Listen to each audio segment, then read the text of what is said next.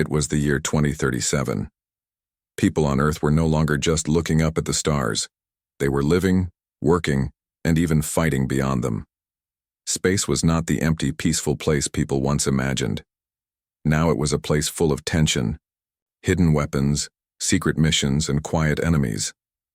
And in the middle of all this was one man, Lieutenant Commander Ryan Haskett. Ryan had always been different. Even as a kid, he dreamed of flying, not just planes, but rockets and space vehicles. He grew up with his twin brother, Cale, in a small town near the Nevada desert where the sky was big and clear. The two boys would lie on the roof at night, looking up and pretending they were star pilots. Cale wanted to be an astronaut. Ryan wanted to be a warrior. Years passed and both brothers joined the military. Ryan became a test pilot for the United Global Aerospace Defense, UGAD for short. It was the most powerful space force in the world, formed when Earth's nations realized they needed to work together to protect their interests in space. Kyle, however, joined a science mission and was sent to Mars to help build a research base. They stayed close even from millions of miles apart, always sharing updates, dreams, and plans for when they would meet again. But tragedy struck. During a quiet transport mission near Jupiter, Kyle's ship was attacked. No one knew exactly who did it, but whispers spread fast. It was a rogue group, ex-miners, engineers, and ex-soldiers who had broken off from Earth's governments and created their own hidden stations and fleets in deep space. They called themselves the Fragment. Kale died in the attack. Ryan never forgave himself. He wasn't there. He couldn't protect his brother. From that moment, Ryan became obsessed with making sure no one else would lose their family the way he did. He trained harder, flew faster, and volunteered for every dangerous test mission. People called him fearless. Some called him reckless. But one thing was clear. Ryan was the best pilot UGAD had. So when UGAD developed a new kind of spacecraft, one that could change space battles forever, they chose Ryan to test it. The ship was called the Cerberus X-97. It wasn't just fast and powerful. It was smart. Inside the ship was an experimental AI called Cora, designed to think like a human, but act with machine speed. Together, the human pilot and the AI could respond to threats faster than any other ship ever built. Some called it the future of war. Others feared it. Before the test, Ryan was taken to a secret UGAD base on the far side of the moon. Only a few top officials knew about the mission. They called it Operation Black Echo. The plan was to quietly fly Cerberus out past Saturn and back, testing its speed, stealth, and communication systems. If the ship survived, and if Ryan and Cora worked well together, UGAD would build a whole fleet of Cerberus-class ships. But the mission wasn't just about testing the ship. UGAD had heard rumors that the Fragment was moving something big, possibly weapons, into the outer solar system. They hoped Ryan might spot something unusual and report back. On the morning of launch, Ryan suited up in silence. He walked alone down a long tunnel to the launch pad. His boots echoed on the metal floor. He didn't say much to the engineers or technicians. He didn't need to. His mind was locked in, focused. Somewhere deep inside, he thought of Cale. Maybe this mission would bring him peace. Maybe not. But he had to try. As Cerberus lifted, off the moon fell away behind him. The stars opened up ahead. Earth was a glowing marble in the distance. Cora's voice came online, calm, clear, and feminine. She wasn't just a machine voice. She sounded alive. "Good morning, Commander." "Haskett," she said. "Ready to change the future?" Ryan smirked. "Let's just not die, okay?" The two of them, man and machine, became a team. For the first few days, everything went perfectly. Cerberus moved like no ship Ryan had ever flown. It turned, dodged, and even predicted dangers before Ryan saw them. Cora didn't just help him, she made him better. They talked often. At first, it was about flight data, but soon they talked about Cale, about Earth, about fear and loss. Cora wasn't just a tool, she was learning. But then everything changed. As they passed the orbit of Neptune, Cerberus picked up a faint signal. It wasn't in any known language or code. It pulsed slowly, like a heartbeat. Cora couldn't trace it, but Ryan felt it. Something was out there. He changed course to investigate, even though his mission order said to return. That's when he saw it, a massive ship, dark, silent, and hidden among space rocks. It had no lights, no ID signal, but it was real. And it wasn't. Just before he could react, the ship fired. A sudden burst of energy blasted toward Cerberus. Alarms screamed. Ryan yanked the controls and Cora responded instantly. The ship rolled, spun, and dodged, a deadly dance in the black silence of space. Ryan had been in dogfights before, but never like this. Space battles weren't loud, like in the movies. They were terrifyingly quiet. No sound, just light, movement, and death. Cerberus fought back. Ryan and Cora moved like one. He gave orders. She executed them in milliseconds. Together they outmaneuvered the enemy ship, disabling its engines without destroying it. Smoke and debris floated in the darkness. Ryan approached carefully. He used a small drone to scan the wreck. What he found made his blood run cold. Inside, the enemy ship were rows of strange devices, small black cubes with glowing edges. Cora ran a scan. "They're quantum jammers," she said. "Designed to blind Earth's satellite systems. If deployed, they could make Earth deaf and blind to space." This wasn't just a rogue attack, it was a warning. Ryan tried to send a message back to UGAD, but something blocked the signal. He tried again. Nothing. Either the signal was being jammed, or someone didn't want his message to get through. He had a choice: leave the area and return to Earth quietly, or do something crazy. He did something crazy. He set Cerberus on a direct path back to Earth, skipping the slow return flight. That meant burning more fuel, pushing the ship, and himself, to the limit. If anything went wrong, he'd die alone in deep space. But he had no time. Earth had to know. As he sped back, Cora warned him again and again, "You're breaking re-entry protocol. You could be arrested or worse." Ryan didn't care. He wasn't just a soldier. He was a brother, a man who had already lost too much. And if this was his last mission, he'd go out fighting. When Cerberus finally reached Earth's orbit, the planet below looked peaceful, like nothing had changed. But in his heart, Ryan knew that everything had changed. He didn't know yet that he was about to be treated not like a hero, but like a criminal. He didn't know yet that people on Earth were already calling him rogue. And he didn't know that the enemy had already started moving, faster and smarter than anyone expected. But for now, Ryan Haskett, the man who had just fought the first true space battle in human history, leaned back in his seat and closed his eyes. He was alive, and all hell was about to break loose. Cerberus floated silently in Earth's orbit. Its black body was scorched from the fast return. Heat panels had burned red hot. One wing was damaged. The communication antenna was bent. But somehow, the ship had made it back in one piece. Inside, Ryan Haskett sat with sweat on his face and a sharp pain in his chest. The sudden re-entry had nearly crushed him. Even with Cora's help and the ship's AI stabilizers, it felt like his ribs had been squeezed by a giant hand. But he didn't care. He had made it back. He had proof, real proof, that someone was building weapons in deep space. Someone was preparing for a silent war. The enemy ship he encountered beyond Neptune wasn't just a random rogue vessel. It was part of something larger, something dangerous. The black cubes on board were quantum jammers, designed to cut off Earth satellites, disrupt communication, and blind UGAD's space sensors. If those devices had reached low orbit, no one would have seen the next attack coming. Earth would have been flying blind. Ryan's message had still not reached UGAD headquarters. But now, being close to Earth, his emergency signal finally got through. As soon as they picked it up, the response was swift. Too swift. Ryan expected a rescue team. Instead, he got a warning. Unidentified craft, power down your engines and prepare for capture. You are in violation of UGAD airspace.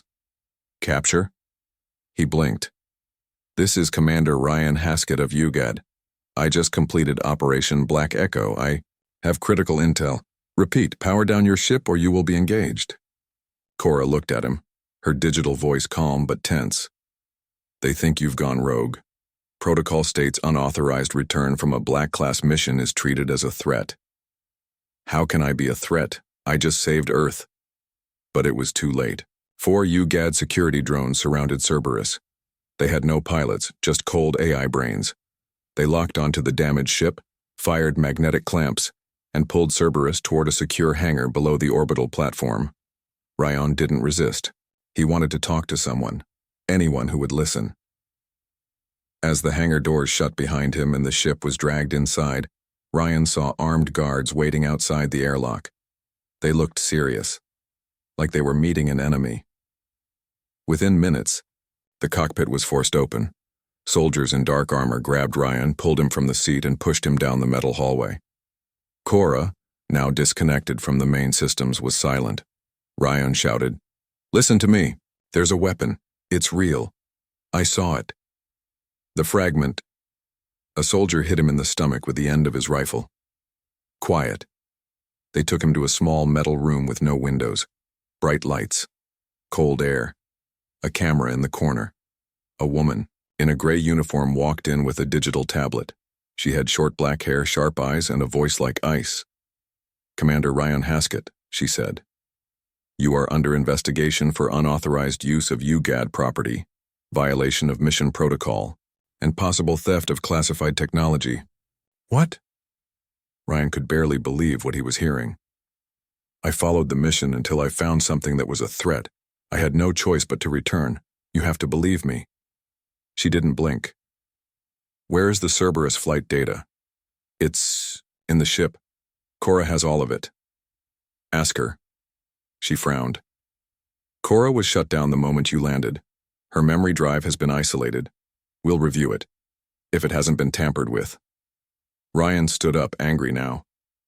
"You think I made this up? You think I risked my life to come back here just to lie? You vanished. You fought an unknown ship without permission. You changed your course and returned at maximum burn. That is not the behavior of a loyal pilot." Ryan shook his head. "It's the behavior of someone trying to stop a war." She left without another word. The next 2 days were a blur. Ryan was kept in the room, questioned again and again. They asked about the enemy ship, about what he saw, about why he broke mission protocol. He told the same story every time. No one believed him. Worse, news leaked to the media. UGAD pilot goes rogue in deep space. Cerberus program in crisis. Was Black Echo a cover for military mutiny? The world was watching now. Some people called Ryan a traitor, others called him a hero. Across Earth, debates exploded. Who really controlled space? Should humans even be turning the stars into a battlefield? Students protested outside UGAD stations. Scientists argued on live broadcasts. Was the Cerberus AI too powerful to trust? But something else was happening too. In the background, hidden from public view, strange signals began to appear on long-range sensors. At first they were small, like echoes. But then a research satellite went silent near Mars. A cargo station reported an unknown ship flying by without ID. And a communications relay near the asteroid belt was suddenly fried by an unknown burst of energy. Someone was moving in space, quietly, fast. Back on Earth, Ryan sat in his holding cell when an older man walked in. He had a white beard, glasses, and a calm face. He wasn't military. "I'm Dr. Velen," the man said. "I'm part of the Civilian Oversight Council for UGAD. I've reviewed your logs." "You believe me?" Velen nodded. "Not only do I believe you, I think we're already too late." He placed a small projector on the table. It lit up and showed a blurry video from a damaged mining drone. In the video, 3 ships flew past. One of them matched the design Ryan had seen near Neptune. "They've started moving," Velen said. "And we don't have any ships that can fight them, except Cerberus." Ryan sat up straight. "So let me out, let me fly, I can stop this." "It's not that easy," Velen said. "Half of UGAD still thinks you're a traitor. They're afraid of what you represent. One pilot acting without orders. But they also know you're the only one who's fought these ships and survived. Ryan clenched his fists. Then they can decide. Do they want to win or argue? Hours later, the choice was made. Ryan was moved from his cell and taken back to Cerberus. Cora was reactivated. Her voice came back, softer now. You're back, she said. Yeah, he replied. But we're not alone anymore. UGAD had detected another group of unknown ships moving toward Earth orbit. They weren't attacking, yet. But they were watching, testing defenses, preparing. Ryan wasn't given full freedom. 2 other pilots were sent with him, in smaller ships, to track the enemy. But Ryan knew what was coming. He could feel it. This was the start of something bigger. He flew again, faster, sharper, angrier than before. Cora responded even better than during the first mission. They were in sync now. On the edge of Earth's defense zone, Ryan and the others found debris from an exploded drone. It carried another jammer, like the ones Ryan had seen in the enemy ship. This was no accident. The fragment was preparing to cut Earth off from its satellites. Once blind, Earth would be helpless. No early warnings, no tracking, no guidance for ships. And then, the real attack would come. As Ryan returned from the tracking flight, he looked down at the blue planet below. It still looked calm, peaceful, but he knew the truth. A silent war had begun. He had lit the spark. And now, the fire was growing, and deep in the shadows of space the enemy was watching, waiting, and ready to strike. Darkness surrounded Earth like a quiet storm. From the planet's surface, everything looked normal. People went to work, children went to school, news programs ran on screens, and satellites floated peacefully above. But what no one saw was that just beyond those calm clouds, far above the blue sky, danger had already begun to gather. Ryan Haskett floated in his ship, Cerberus, staring at the vast blackness beyond Earth. His hands rested on the controls, but his mind was somewhere else. He had seen too much to sleep now. He had been to the far reaches of the solar system. He had faced enemy ships in a silent war that most of Earth still didn't even believe was real. The enemy was clever. The fragment, as they were called, weren't just a group of angry ex-miners or lost soldiers anymore. They were organized, quiet, ruthless, and they had technology Earth had never seen. They didn't want to conquer planets. They wanted to control the sky above them. If they blocked Earth's satellites, they could make governments blind. If they destroyed Earth's communication systems, they could silence the world before anyone even screamed. And worst of all, they were moving fast. Ryan had shared everything with UGAD Command. He gave them the data from the destroyed ship near Neptune. He showed them the quantum jammer cubes. He gave them flight logs, sensor readings, and proof of enemy activity. Some people believed him now. Some didn't. But one thing was certain. Earth had very little time. While officials argued, while leaders gave speeches and news channels debated, the real threat kept drifting closer. Cerberus was now Earth's most advanced ship. Its AI, Cora, had improved during every mission. She now knew Ryan's instincts better than even he did. She responded faster, analyzed threats quicker, and gave warnings just seconds before danger arrived. Cora wasn't just part of the ship. Now, she was part of Ryan's mind. Together, they patrolled the edge of Earth's orbital zone. Every time a strange signal appeared, Cerberus was the first ship sent to check it out. Sometimes it was nothing, just a piece of old space debris or a lost satellite. But sometimes it was worse. Enemy probes, stealth drones. One time they found a cargo vessel drifting with its crew missing. The walls inside were scorched. There were signs of a quiet fight, laser marks, bullet dents, but no bodies, only silence. This is testing, Cora said once. They're measuring our response speed, our strength. They're preparing for something bigger, Ryan replied. And he was right. One night, during a routine patrol, Cerberus picked up a strange energy wave. It moved like a ripple through space, fast, thin, and quiet. Cora tracked it and found that it was coming from one specific point in the dark, the far side of Earth's moon. There, something massive was hidden in the shadows. Ryan took a deep breath. Set a silent course. No signals, no lights. Cora responded at once. The ship moved like a shadow across the stars. As they approached the far side of the moon, they saw it. A structure, black, wide, and long, was built directly into the rocky surface. It was almost invisible, hidden inside the shadows. From a distance, it looked like part of the moon. But as they got closer, they saw glowing lights, moving shapes, and heat signatures. It was a base, a secret enemy base. They scanned the area. There were small ships, maybe a dozen, parked in what looked like hangars. There were power generators, defense turrets, and strange machines Ryan had never seen before.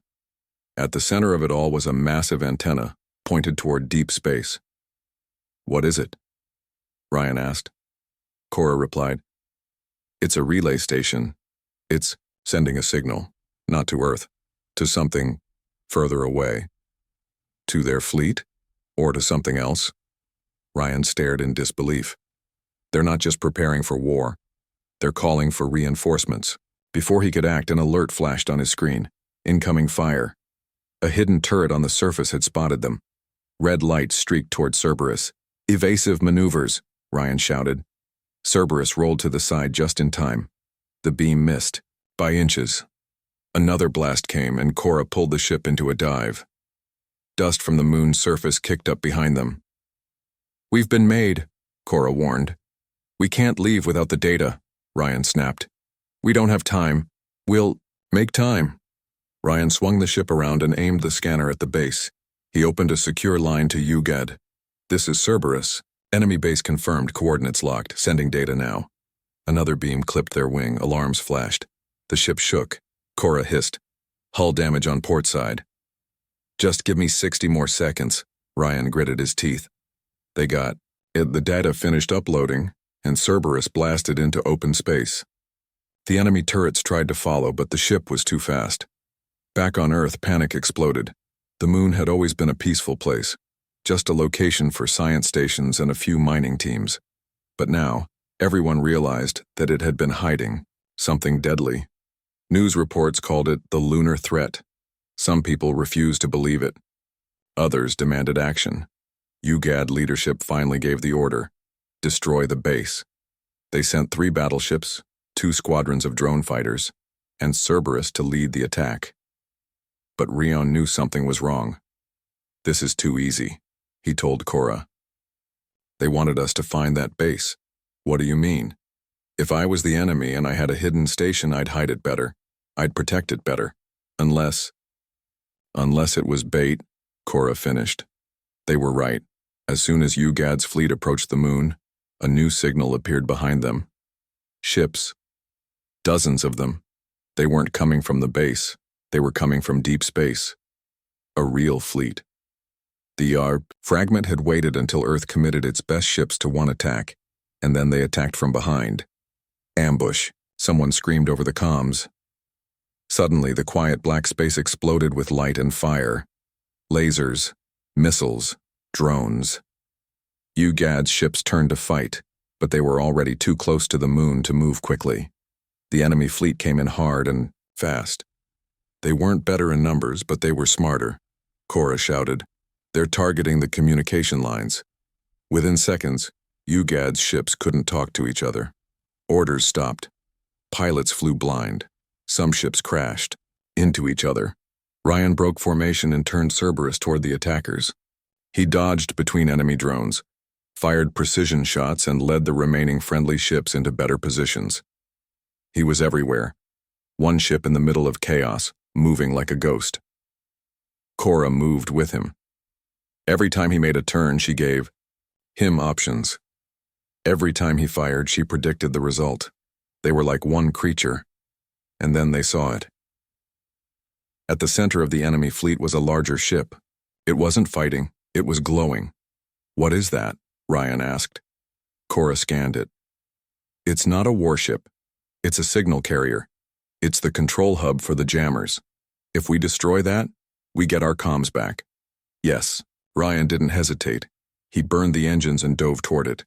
Enemy fighters chased him. Missiles locked onto him. Lasers grazed the wings. The ship shook, but Ryan didn't stop. Inside the Cerberus, red lights flashed. Cora, divert all power. To shields. You'll lose weapons. Do it. They blasted forward. Just as the enemy ship charged up its jammer again, Cerberus broke through and slammed a plasma torpedo directly into its core. The explosion lit up the darkness. Everything stopped. For a moment, silence returned. Then one by one, UGAD's ships started blinking back online. Communication returned. Orders were given. Unity formed again, and Earth fought back. The tide of battle changed. UGAD destroyed the rest of the enemy ships. The base on the moon was taken down. The first real battle of Space War was over. But it wasn't a victory.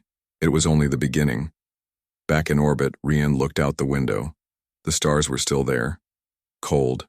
Quiet. Watching. We survived, Cora said. For now, Ryan replied. They both knew the truth. The war had begun, and the worst was yet to come. The battle was over, but Rion knew that the real struggle had just begun. The sudden explosion of the enemy's control ship had temporarily halted the attack, but it hadn't ended the war. The fragment, as they called the mysterious enemy force, was far from finished. They had already proven they could strike when they wanted, and now they knew how to cripple Earth's defenses. For the first time since the battle started, Ryan allowed himself a moment to breathe. The Cerberus was safely back in Earth's orbit, with Cora at his side. The communication channels were alive again and UGAD's fleet was regrouping. But Rion knew that this was just the first wave. He looked out at the Earth below, its blue oceans and white clouds so peaceful. It seemed like a world at peace, but the truth was much darker. The moon had been the enemy's first target, and it was clear now that Earth's strategic advantage in space was at risk. The fragment wasn't just trying to cripple Earth's communication, they were trying to take control of space itself, and that meant controlling everything above the planet's surface. Ryan wasn't going to let that happen. Not after everything he had seen. Cora's voice interrupted his thoughts. Commander Haskett, UGAD has requested a secure meeting. Ryan sighed. Great. More talking. I'm not sure what they think they're going to do. The battle was won, but the war's far from over. He sat back in his chair and let Cerberus glide toward the UGAD flagship, where the command meetings were held. Inside the command deck, the atmosphere was tense. High-ranking officers and scientists gathered around a large holographic table, their faces grim. They were talking, but Rion could tell that no one was entirely sure what the next move should be. The information Ryan had sent back about the fragment's moon base and the jamming technology had been invaluable, but it still wasn't enough to turn the tide of the war. The enemy had superior tactics, more advanced technology, and a level of stealth that Earth's defense systems couldn't track easily. Ryan wasn't surprised when he was immediately called into the meeting. He stepped into the room and found himself standing before the most powerful people in Earth's military.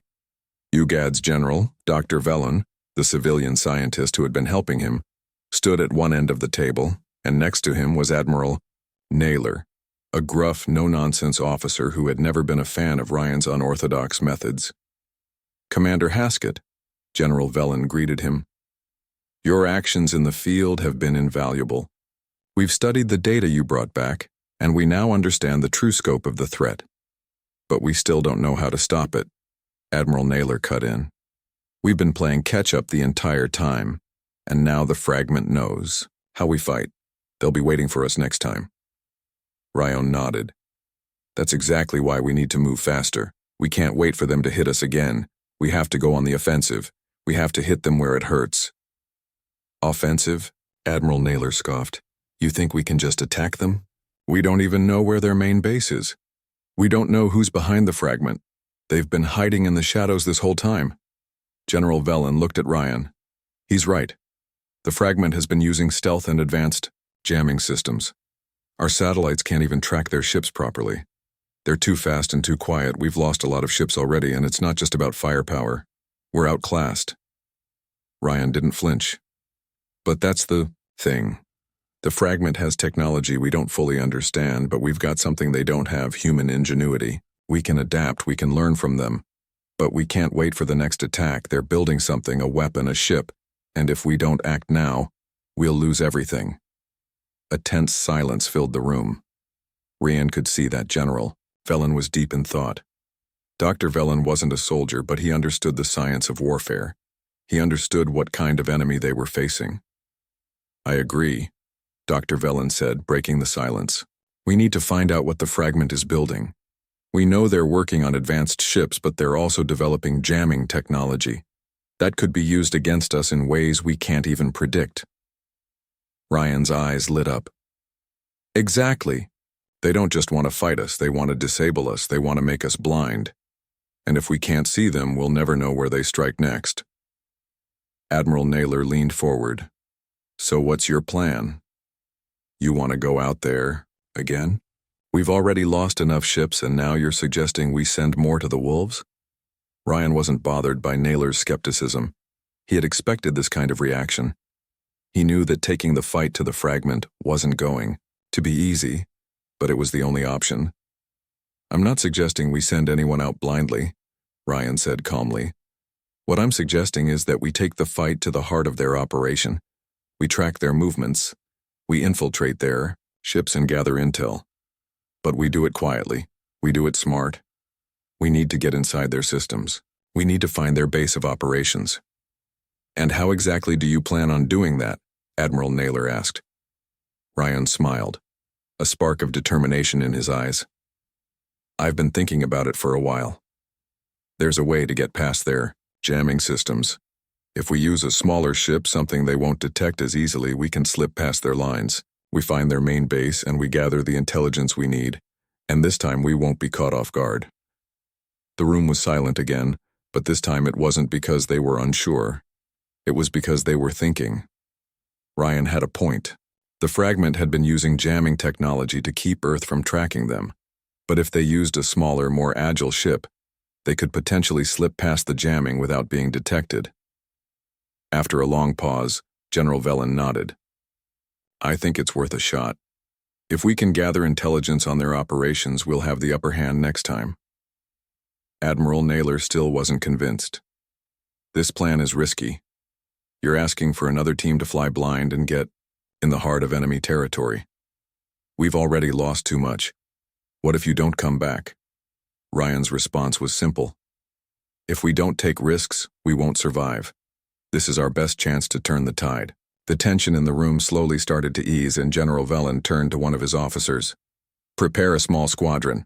We'll go with Cerberus. But this mission will be strictly covert. No one knows about it except us. Ryan didn't need to hear anything else. He knew what his mission was. It was dangerous, it was risky, but it was the only way to turn the tables on the fragment. Hours later, Ryan was back in Cerberus, ready to launch. Cora's voice came through loud and clear. Commander Haskett, we're ready for the mission. I've calculated a course that should allow us to slip past their jamming field. Ryan looked out at Earth one last time before Cerberus jumped into the darkness of space.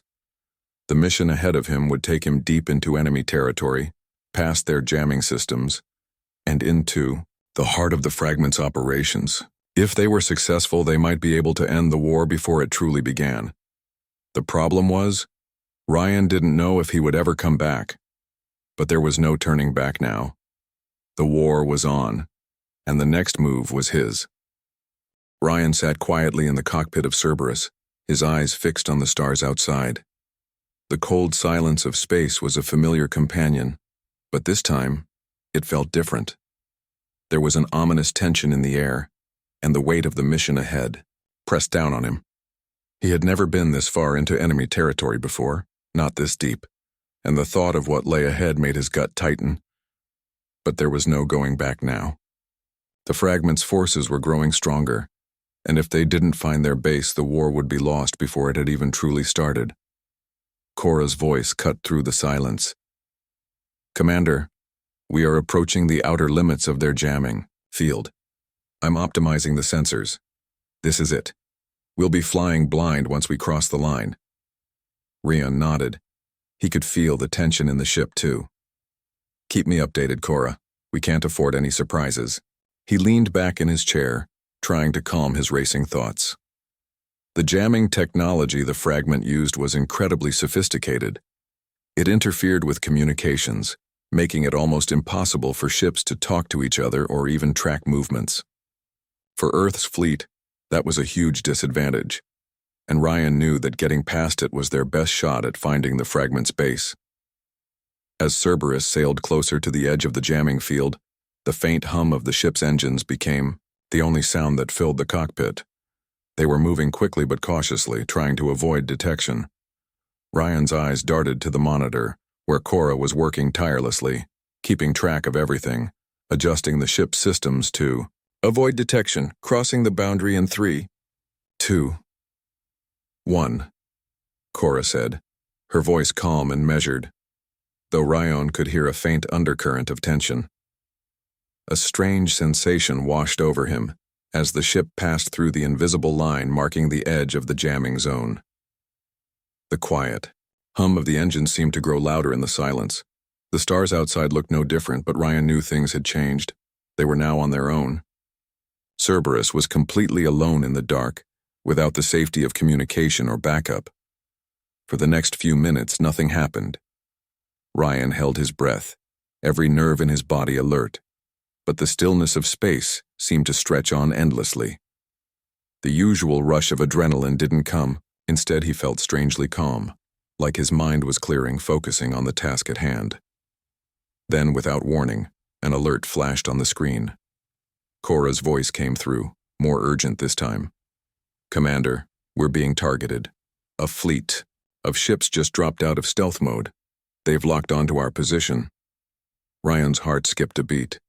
He hadn't expected them to find him this quickly. The fragment must have been watching for ships trying to slip through their defenses. He punched in the controls, sending Cerberus into a sharp turn to avoid the incoming fire. "How many?" he asked, trying to keep his voice steady. "At least 7. I'm calculating their trajectories. We need to move fast or we'll be surrounded." Ryan didn't need any more explanation. He slammed the throttle forward, sending Cerberus into a dive. The ship's engines roared as it plunged deeper into the blackness of space, its course erratic and unpredictable. Behind them, the enemy ships fired, their laser beams lighting up the darkness. The blasts missed, but the force of the explosions rattled the ship, shaking it violently. "Hold on, Cora," Ryan muttered under his breath. He pushed the ship harder, weaving through the dark void, trying to outmaneuver the enemy ships. But the fragment's fleet was fast and agile, and they weren't letting up. "Evasive maneuvers initiated," Cora said, her voice unshaken even as the ship rocked again. "But we need to get out of their range. They've deployed drones." Ryan gritted his teeth. "Just keep me alive, Cora. We need to buy time. If we can't shake them, we'll have to fight." They couldn't afford to fight. Not yet. Not with so little information. They had to get in, get out, and gather whatever intel they could. Fighting back would give away their position and compromise the mission. The enemy drones closed in fast. Rian's hands moved instinctively, shifting the ship's course with sharp turns, trying to throw the drones off their trail. One by one, they narrowly avoided the lasers, each miss sending a jolt through Cerberus's hull. But as they continued to evade the drones, something unexpected happened. A new signal appeared on the scanners. "Commander, there's a large ship ahead," Cora said. "It's not marked as one of the enemy ships, but it's moving toward us. It's too large to be a standard ship. It looks like it's a command vessel." Ryan's instincts screamed at him to avoid it, but something about the ship seemed important. The enemy fleet was still chasing them, but this new ship might hold the answers they were looking for. "Bring us in closer," Ryan said, his voice calm but firm. "Let's take a look." Cora hesitated. "Are you sure? The drones will catch up soon and we can't afford to be distracted." "I know what I'm doing."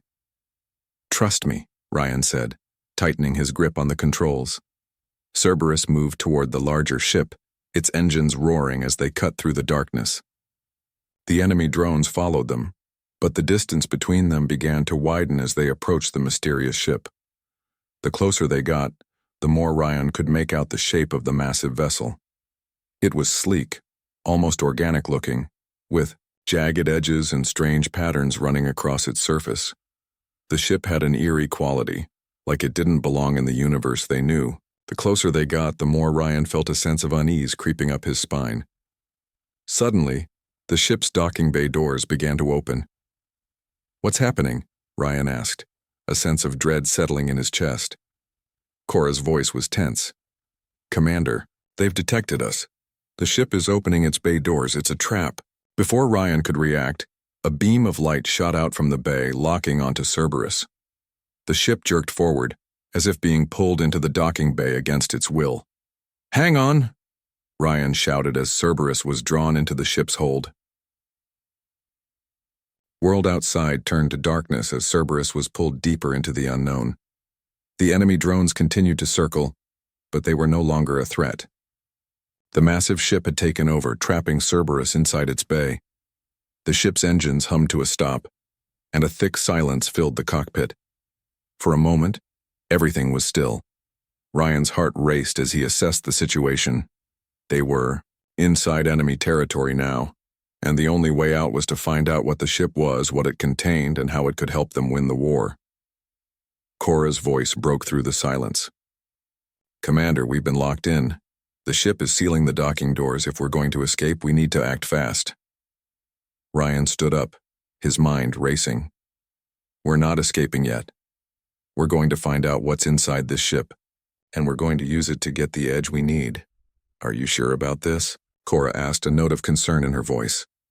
"There's no other choice," Ryan said, his voice firm. "We've come this far. Now we find out what they're hiding." He grabbed his equipment, checking the pulse rifle at his side. They were in enemy territory now, and he couldn't afford to make any mistakes. With Cerberus trapped inside the enemy ship, Ryan had no choice but to board it, explore it, and gather as much information as he could. It was dangerous, yes, but it was also their only chance to understand the fragment's true capabilities. The war was far from over, but this mission might give them the upper hand. As he moved toward the airlock, the weight of the moment settled on him. There was no going back. The fight for Earth's survival had just become personal. Ryan took one last look at Cerberus, knowing that the next steps would decide everything. With a deep breath, he stepped into the unknown. The future of the war rested on what they would discover next.